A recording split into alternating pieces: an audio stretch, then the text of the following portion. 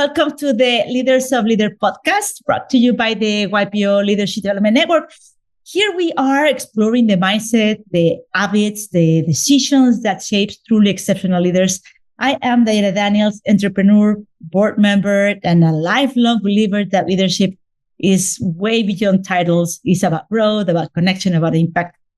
And I can believe that we're already in November. It's very close to the end of the year. November feels like the perfect time to pause. Therefore, this month, we traditionally set aside a moment to give thanks. You know, the roots that this tradition holds goes back to the harvest festivals and moments to celebrate survival, community, and abundance. And after a hard season, that's usually what we do. You know, we go back and then give thanks. And something that is very, something that is very deep in at least in the things that I believe is that chance to reflect with us, and especially in these moments of uncertainty and the things that we're rebuilding. And maybe that's kind of the leadership lesson that we all want to do right now is gratitude. I believe that soft skill is a strategic one, and also I believe that it builds loyalty. So who better to talk about these type of things than a really good friend of mine, which is my guest today, that embodies the idea better than probably any person that I can think of right now, and that is Sandy Sigal, YPO Angelino, who is the founder and chairman and CEO of NewMark Merrill companies, which is one of the fast-growing companies that are proudly held in real estate developers in the United States. They are spanning through California, Colorado, Illinois. He's also chairman of Bright Street Ventures, which is a blending of brick and mortar retail with digital innovation. Sandy, thank you. Thank you so much for being here with us in the Leader of Leader podcast. Well, Diana, I'm always so happy to see you. So thank you for this opportunity. Well, beyond business, Sandy, your story is also about purpose and people, like from starting a career when you were just like 12 years old as a programmer, and also to lead community projects that are lifting others, mentoring the next generation and entrepreneurs. And therefore, I think that you are the perfect person to speak about this. As a serial entrepreneur that you are, and also someone that has been building all these business communities and long-term relationships grounded on your history. What I would like to know is, I'm sorry. We will need to probably redo this. I'm sorry. I lost here you are. Yeah. Okay. Okay. Sorry. I'm talking. Sometimes this is what I do. You know, I talk and then I forgot. Sorry. But yeah. I'm coming back.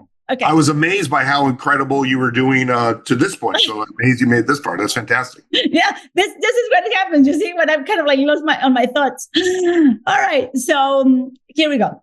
Thank you, Sandy. Thank you. I personally believe that gratitude is just not about being nice. It's about being clear. It's about like, I see you, right? And also not about only I see you, but I am with you. And that kind of clarity builds a culture of loyalty that outlasts forever. And not headhunters can actually take your team out of you if you built in this type of community. And when I was preparing for the podcast today, I was reading this study on McKinsey that it says that one of the top 3 reasons employees leave a company, even in senior roles, is that they feel undervalued. You know, they feel undervalued by their manager. And yet many CEOs still treat, recognition as a nice to have and not as a leadership strategy. So Sandy, you've been building teams that have followed you across decades and companies. Clearly, you're doing something that I believe that is very right.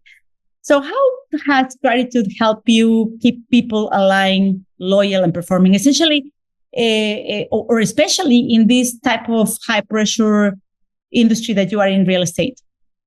Right. Well, look, first of all, thanks, Diana, for asking. And I think you're hitting on something that's, is a lifelong thing, which we lost a little bit during COVID when we start going on to, Zoom calls and less than personal environments. But I think, look, here's what I've discovered on my journey, just at a high level. Okay. People want to know that you are thinking about them, And if they feel that you're thinking about them, they'll be thinking about you. And people's quest overall, in my opinion, and again, I'm just one person, but I know when I felt heard as I grew up. When I was 7 or 8, I was an at-risk youth. My mom was a single mom, and I went to a camp for at-risk youth. And I remember those counselors were the first people, and they were probably 18 or 19, and I was 7 and 8. They were the first people who I felt heard by. And I'll never forget that feeling of feeling heard and people worrying about me. I'm to this day, this is, 50 something years later, I feel eternally grateful. So I think the key to building good culture, and I wasn't always good at this. I mean, when I started in business, as you mentioned, I was in computer business from 12 to like 17, 18, basically gave up all the money I earned then, started over when I was 20 in real estate. I was a hard driven boss, and I just assumed everyone came at life the same way I came from. But what I've discovered as I got older and as I lost good people, as I went through the cycle of saying, why doesn't everyone see it like I do, that you should work 6 days a week and you got to give it your all and your personal life is secondary to your business life? As I learned all those things were mistakes and I was losing the people I cared about, I spent much more time trying to understand people and try to be a learn-it-all and not a know-it-all. And I know what I will tell you unequivocally, because, at this company now, I have people who've been with me for 30 years, a lot of people in their 20 years, a lot of people 10 years older, 10 years or longer, is, my goal first, before my objectives of running the business, is making sure I understand my team and that my team feels like I got their back. I'll tell you, during COVID, we made some tough decisions that I think played into that. So, and I can deep dive into how we handled that. But the bigger point was, because we showed up with authenticity and transparency, and we said, we're all in this together. I think we use that as an opportunity to continue to build our culture, and that's paid off. And we do that in every community we're in. That's who we are as people. And then the business part is actually subordinate to that, but it's easier to run when you have people who know that they're in an organization that cares about people in general. This is so important because I guess that you mentioned a very key word, that is authenticity, right? And I guess that a question from me would be like, how do you move from something personal to something cultural? Because one thing is that, our CEO said, thank you. And another one is to build this culture, this system where recognition flows in a natural way through the whole organization and not only from the CEO. Yeah. And Diana, look, it's first you have to believe it, and then your senior team has to believe it, and then you have to live it, right? And it's not always natural, because when people are scared, and when you start a business or you're running a business, often there's scary moments in your life. And when you get scared, you react into, how am I going to protect myself, is your first instinct. Okay. And I still have a picture from COVID, the minute we realized we're going to be sending everyone home and that this was happening. And you could see on people's face the fear they had in their face. And when you get fear, you tend to move into yourself as opposed to push out. And so the system thing starts with you, and it has to legitimately be, and you have to practice it, fake it till you make it, but it has to legitimately be, my job is X, and X needs to be taking care of my team. Okay. My job is, these people are concerned. They have payroll. They have their own payroll to make. They have their kids they have to send to school. They have their health they're worried about. Here are the things they're worried about. How do I show up every day and tell them, this is a family. We're going to figure this out together, and we're a team, and that we have your back. Because until they know that, as I say, being in charge is more about taking care of people in your charge. Okay. And that's what we say. And our slogan always is, we take care of you so that you can take care of the company. Right. So, you have to do a whole series of things. Look, on the practical side, those things include everything from, the monetary, which is what most people default to. Oh, if I pay you more, you'll be more loyal. Okay. Which is a total fallacy because people aren't commodities. Okay. And, Right. and by the way, that's very fleeting because if you pay someone more, they're only going to be there until someone pays them a little bit more. Right. Exactly. And so they can't be that, but that's, they want to know they're treated fairly. Okay. But number two, it's things like making sure you remember their birthdays, making sure that you know their kids' names, making sure that if something goes wrong in their life, you don't just say, oh, I'm sorry this is going on in your life. You say, how can I help you? Where can I assist you? I mean, there's hundreds of stories at this company where we heard someone was sick and we found them a doctor, or we gave them time off and paid them full through it, or we did all sorts of things to make sure that they knew, or a kid needed help and we gave them a scholarship. None of which was written in a manual, none of which was, saying this is what we do. It's just what we do. Okay. Right. So, you empower people. And by the way, it extends to our business. We own shopping centers. I'm in 100 cities and, as you mentioned, in 3 states. And look, if I hear about a tenant and God forbid someone dies or someone's sick, we do what we can. If we have to make a donation to their favorite charity so that they feel like, we recognize them.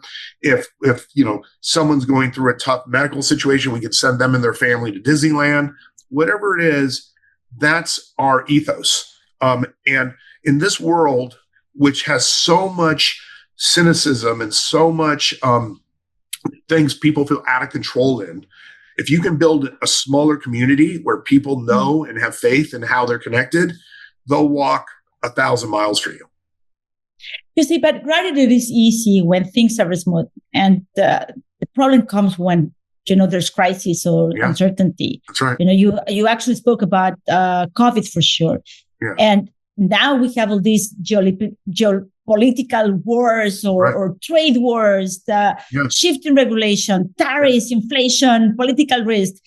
And, it's hard. It's hard to maintain your cool as a boss. So, and I found that these moments, people sometimes tend to reveal something about ourselves too. It's actually in the hardships when your true self comes out.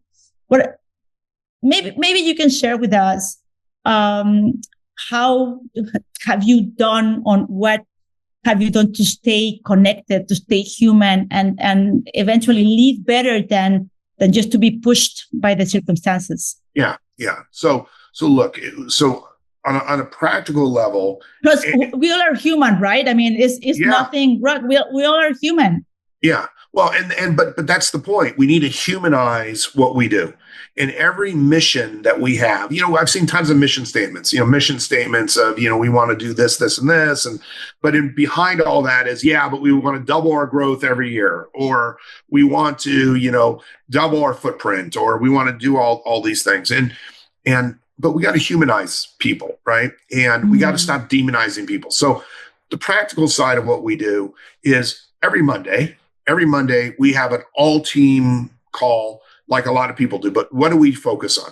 Do we focus on rah, this is what the week's about? No, that's not what we focus about. What we focus on is, number one, what is a great accomplishment someone did in the organization or a team did in the organization, okay?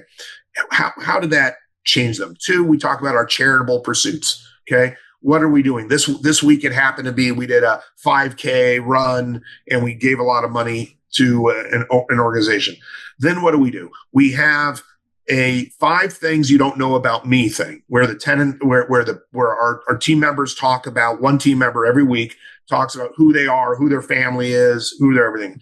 What do we end with? We end with a quote that's meaningful to somebody on the team. Okay. And we do that every single week, week in, week out, and get to know them. That's one thing. 2, family picnic. Okay. Getting together, doing that, being authentic, spending time together. 3, team meetings, right? Team meetings, which always includes something about personal sharing. Okay. We have a full-time coach here who works with people to help people become the best version of themselves. And when we talk about themselves, you talk about the 360-degree self, right? And I mean, these are just like a very few things. And then how do you define your business? So you mentioned this world. This world feels out of control. And by the way, tariffs kill us, interest rates kill us. I'm in the real estate business, right? I mean, I have 2,000 tenants. Okay. The pressure they're under is immense. So do we focus on that? I cannot imagine what you went through, like on COVID, for instance, with this pressure and on the in-person business with your brick and mortar shops and shopping malls and everything. Right. How do you keep your cool? Yeah. So first of all, I'm not sure I always did. And there are plenty of nights that I didn't sleep at all. And look, when you're in the business of having people come in, when you have, our company in a year has something like 200 million visitors. Okay. Unique individual visits across 100 shopping centers. Okay. And all of a sudden you're told you can't go to these places except for X, Y, and Z, right? In mask. So yeah, of course it's scary. But what did we do? We redefined our mission in that thing. We said, you know what? We're 100 communities, which are the only normalcy people will have in these communities, our shopping centers. Our job is to be the normal place that still exists in a world of COVID. And people had a sense of meaning. They felt like when they went to work, they were helping people still have normal experiences in a very unnormal time. Okay. And that sense of mission stuck with them and stuck with me, right? And yeah, I was scared, but I believed we were pursuing a greater good. And by the way, our lenders bought into that. Our investors bought into that. Our communities bought into that. The mayors bought into that. There was a sense of gratitude that came out of that experience every single day. When I said to people, we're not doing layoffs, okay? If we die, we all die together. Guess what? I'm still giving you raises, even if you just like you're working full time, and by the way, here's the sacrifice I'm going to ask for you. Every once in a while, I need you to come in the office. A group of us always came in the office, never left. I'm going to ask you to sometimes go visit a shopping center and be there. And I understand it's scary, but I'm going to need that for you. But by the way, when people got COVID in our company, we had connections at hospitals. We got them in. If people needed PPP loans, which here were, government incentive loans, we arranged the loans. Okay. If someone, had, some emergency because their spouse wasn't working, we loaned them money. We said, we're going to come out of this crisis better than we were the day before this crisis started. And I believe we did that. And I think we help people understand that they can be fearful, which is totally a normal reaction, but also be grateful that they are in a situation just a little bit better than they would have been if we weren't all working this together. I love this because I guess it's in these moments where the pressure is real, that the stakes are personal. Yes. That is where it shows what kind of leader we really are, right? And I guess it's because you're not building companies. Just you mentioned something that I love, that is we're building communities, we're building teams that hopefully we're going to leave the mark. So thinking about this, I would like to ask you then, Sandy, what kind of legacy do you hope to leave, not just as a business leader, but also as a person? Yeah. No, the legacy, and I've thought, truthfully, when you get to 61 and you start thinking like, oh my God, the runway. Look, 61 is the new 40s. I keep telling myself that. If you think about this Pavel's life, it's like 40s. No, I know. Yeah, if you could tell my muscles that, and my back, and my, my shoulders. But yeah, look, here's legacy, and first of all, I always feel in debt anyway because I had the benefit of so many great mentors, and going back to those camp counselors when I was 7 years old. So the sense of debt drives me, okay, to these people who were there when I needed them. And hopefully what we create as our legacy is that everyone we touch, like you're doing with this podcast, with all your leadership journey, the people you leave behind or the people you touch along the way, hopefully also go on a leadership journey that makes them better humans. Okay. Yeah. My goal in life is, I have 4 kids, I have 2 grandkids already. I got to leave together better humans who are charitable in their time, charitable in their money, charitable in their attitude. That's what we need to do. We need to take one of us and turn them into 1,000. because the only way to change the world is from the ground up. And if we're waiting for others to solve our problems, that's not a realistic solution for a whole variety of reasons. My legacy is by modeling behavior that I think others should do. And by the way, that relates back to why I got involved in YPO. YPO initially was something that I took a lot from and created a better version of me. But now my hope is that what I do with YPO helps give some of that back to other young leaders so they understand the big picture of it's not just becoming a better business leader, it's becoming a better person in the community and modeling by being a leadership by an example. And that's what I hope my legacy can be. Thank you, Sandy. And that really speaks about the human side of your leadership, which is, what stays longer than any title in any business card or door or building facility. Yeah. If may I add, I've seen a lot of research about that actually shows how the presence of leaders is not only affecting the companies, but also even the people that work for them. So therefore, our teams, they also show up in the different way how they communicate with their families or with each other. You've actually done something amazing within YPO about the forums for key associates, for instance, right? Uh-huh. Which has another level and another layer into what gratitude probably also means for them, right? Yeah. Well, for sure. Anything we can do and that's what YPO really helped me with, which was coming up. Forum is a dialogue and a language we understand as YPOers. And that language, if we could bring it to the world, which is why we did this with key associates and we did it in networks, it is just an ability to communicate and suspend judgment, right? Suspend, cynicism, be open, have an approach, Look, this world has a way of, and it's just the way history goes, of trying to tear us apart. I've been through, we had COVID, which, turned a lot of places turned political. We had the riots over, over all sorts of, police mistreatment. And we've had the left versus right divide. And then we have, the Middle East divide. And then we have, immigrants versus, all these ways we try to divide ourselves. And the number one thing that I think that we need to do is look at people as human beings, and demonization is our worst enemy, right? And I tell this to people here because, I have people come into my office, they say, oh my God, this guy is such a jerk. He won't pay the rent rate we're asking, or he won't give me this. I said, well, he has a different point of view than you do. That doesn't make him bad. Right. How do we take differences and navigate them? And that's a skill. And but yes, we have to do it. And I think Forum is a great language that we've developed.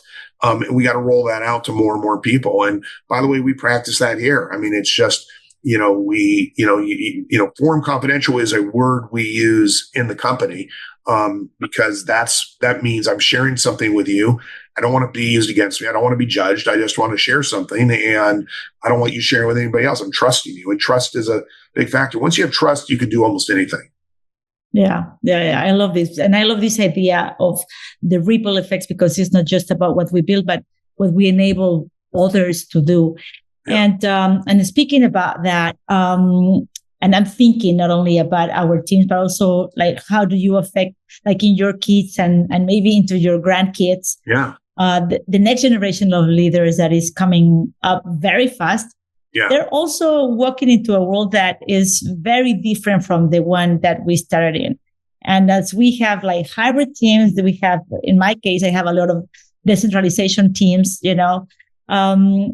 burnout comes differently. And there's a lot of misalignment, I guess, in many of the companies.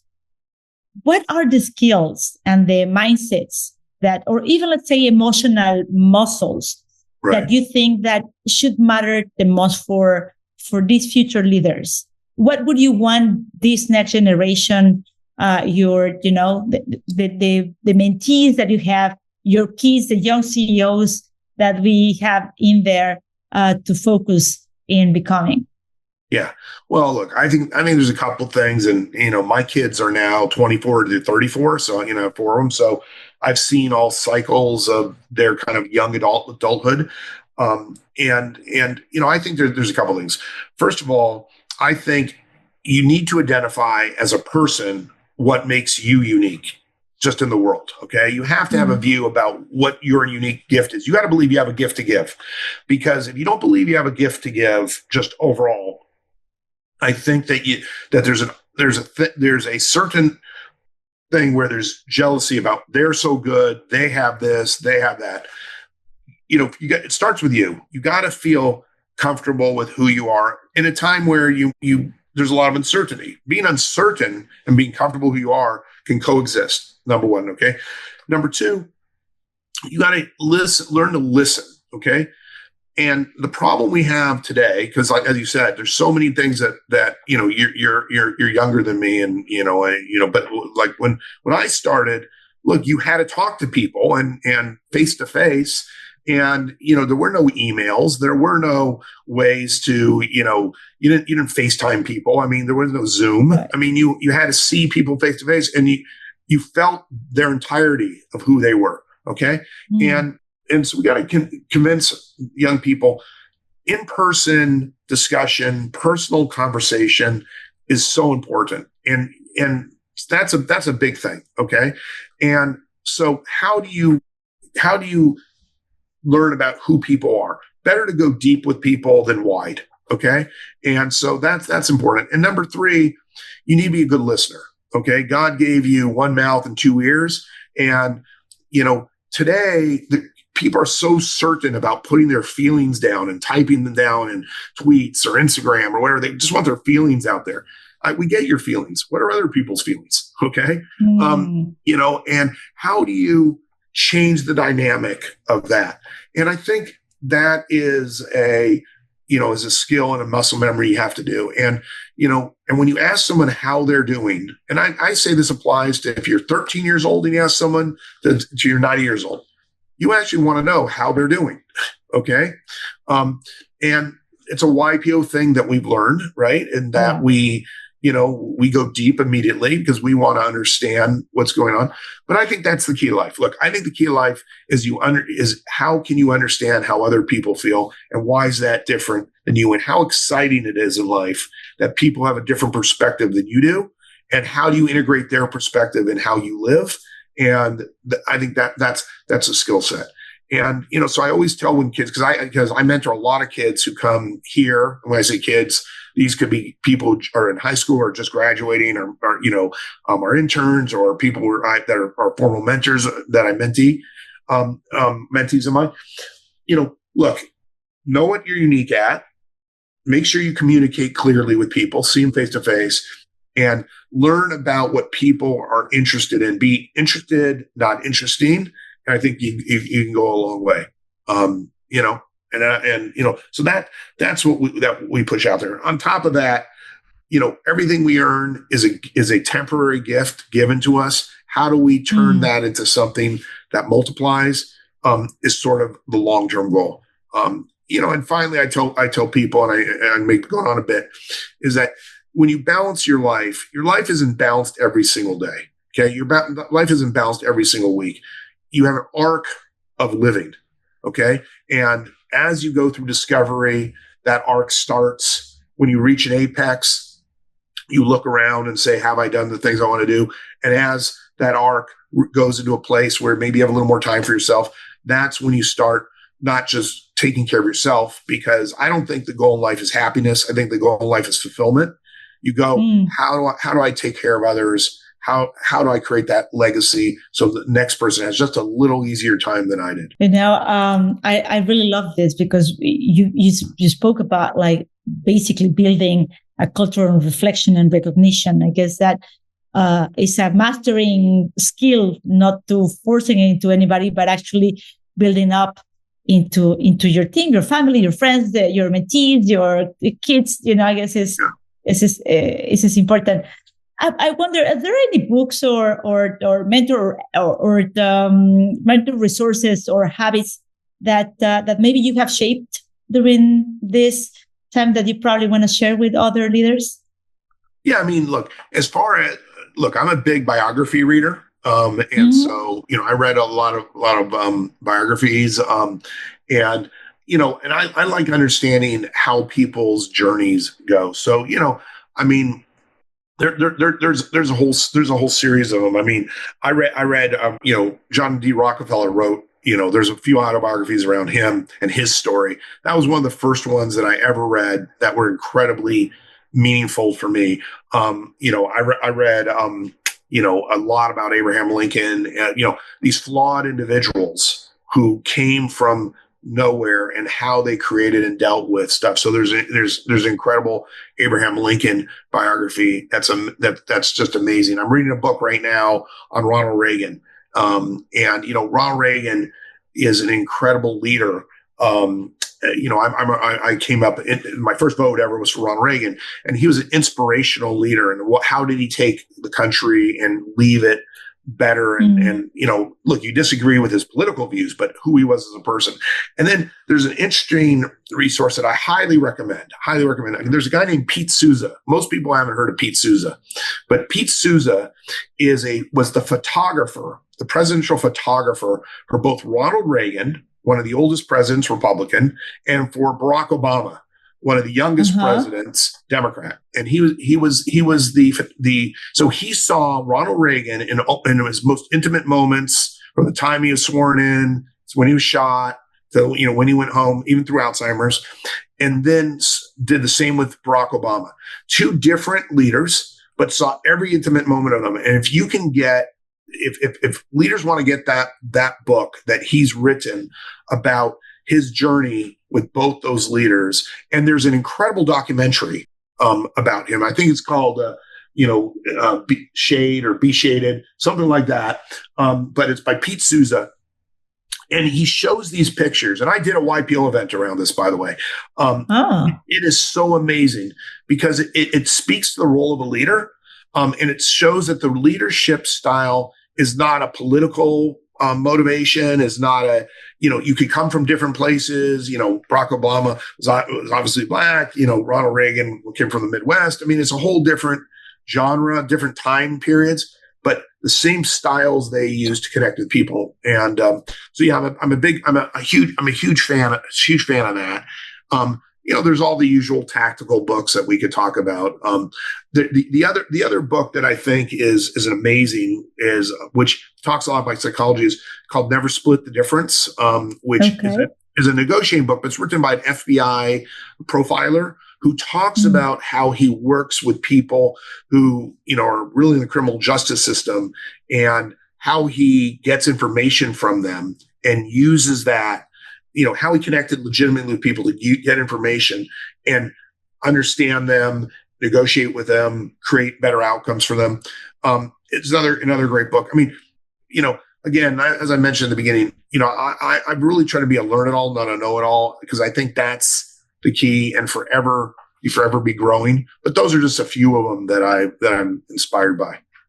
But what I'm getting from you is basically that most of what is your interest is about understanding the other, right? Yeah. It's that's why you're reading all these biographies, because you really want to have the understanding of people. So knowing what you know about life right now, let's assume that I have this beautiful machine that can send you back to travel back in time when you were 18.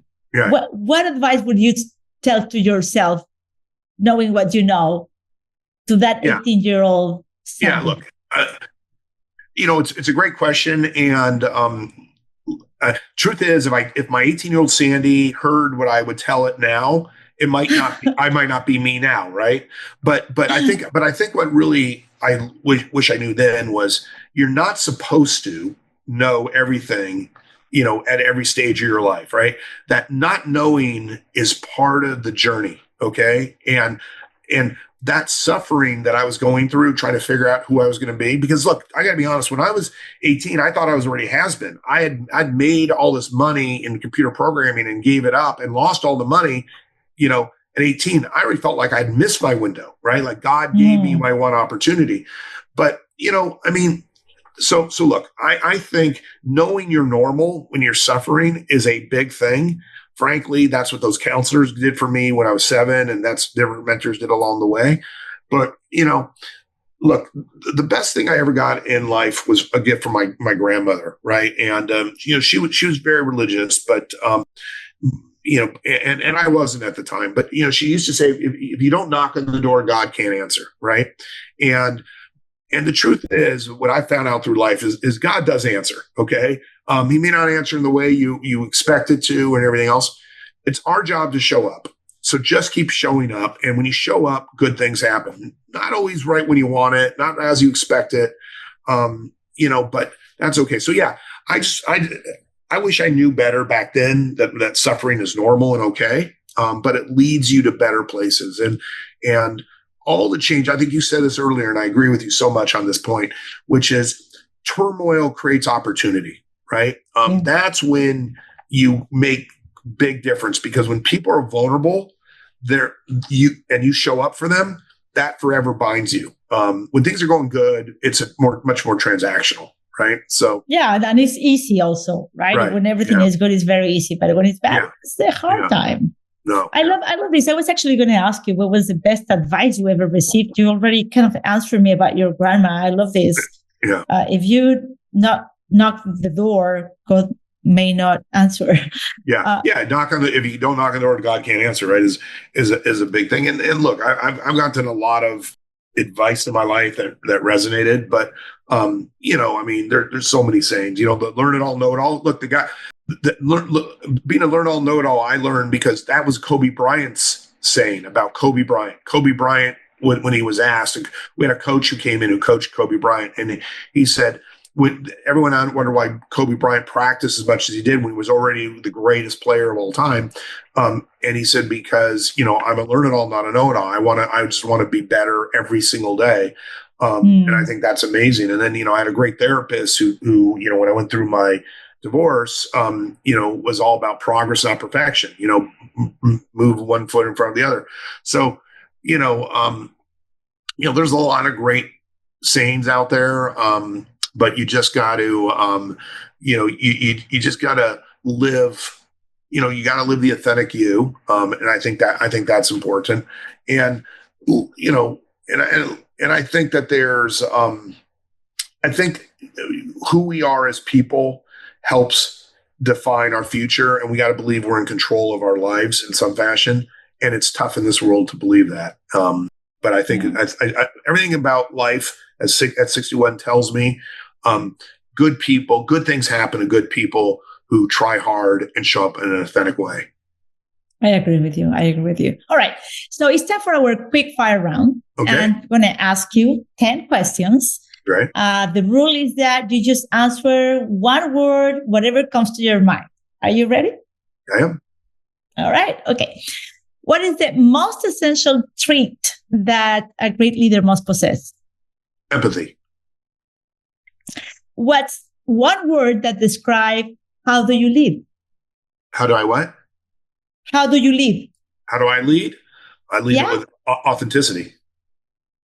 Love it. Okay, one word that comes to your mind when you hear crisis? Opportunity. What do you value the most in a team? Loyalty.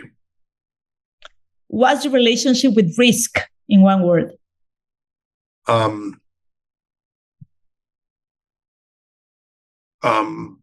Discomfort. Normal. Yeah. Okay.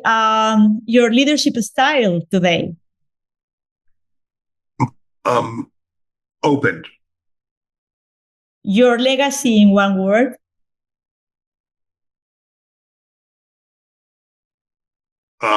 Inspiration. One word that defines success? Fulfillment. And one word that describes how do you feel about the future? Optimistic. I love this. Thank you. Thank you, Sandy. Thank you for this very rich and super honest conversation. If I have maybe 3 takeaways that I've been putting in here is that gratitude is not a leadership system. Is more than a sentiment. And the pressure reveals who you are and how do you choose to live. Then we spoke about that legacy is not something that is a finish line, but it's more on daily moments. And I'm going to actually take with me 3 says that you gift to me, which is the not knowing is part of the journey. And if you don't knock on the door, God can't answer. And live the authentic you. Yeah. Yes. Absolutely. Is there any other thought that you want to leave to our aspiring leaders and YPO friends and leaders that are watching this November with full gratitude? Yeah, no, I think we're blessed. I think people should be grateful that you do what you do, Diana. I mean, I'm such a big fan of yours. And I just think we should never take for granted the so many gifts that we get. If people would change their focus from the things they can't control to the gifts that they get, I just think that's amazing. And I'm so grateful for you and for the others that YPO has brought into my life. And that we should make the most of our relationships and learn from each other. And I'm just so grateful that you did this. I'm so grateful to you, Sandy. It has been an amazing conversation. As you can tell, I cannot erase my smile of just speaking with you. I really thank you for showing us today your gratitude and the real authentic you. Thank you. Yeah. Thanks, Anna. Okay. Well, and for all of you that you are listening, thank you. Thank you for tuning the Leaders of Leader podcast of YPO. This podcast is about more than conversations. It's about calling each of us, myself included, to lead with more clarity, more connection, more courage, more authenticity.